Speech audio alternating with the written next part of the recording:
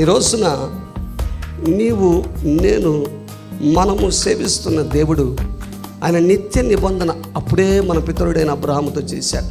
అదేంటండి మన పితరుడు అంటున్నారు, మన యూదులం కాదే, ఈ నిబంధన మనకు వర్తిస్తుందని నువ్వు అనుకోవచ్చు.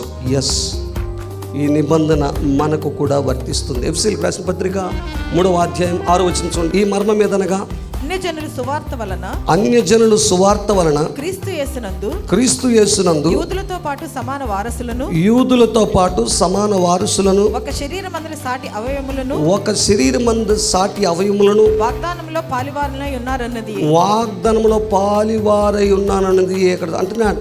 ఈ యూదులకే కాదు, యేసుక్రీస్తు ప్రభువుని అంగీకరించిన ప్రతి ఒక్కరు కూడా ఈ వాగ్దానంలో పాలివారి. గలతీలు ఇంకా స్పష్టంగా నడుచుకోండి. గలతీ 3:28-29 వచ్చిన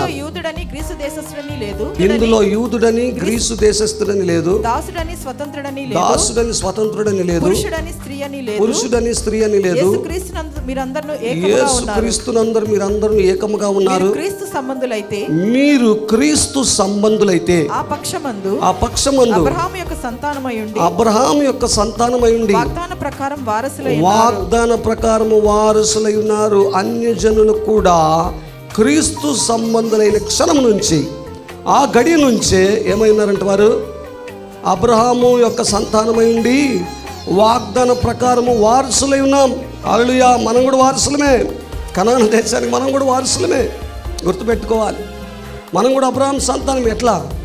యేసుక్రీస్తు ప్రభుని బట్టి ఆయన రక్తంలో కడగబడిన వెంటనే మనము అబ్రహాముతో చేసినటువంటి సర్వశక్తి కలిగిన దేవుడు చేసిన ఆ నిత్య నిబంధనకు మనము కూడా వారసులమే. గుర్తుపెట్టుకోవాలి.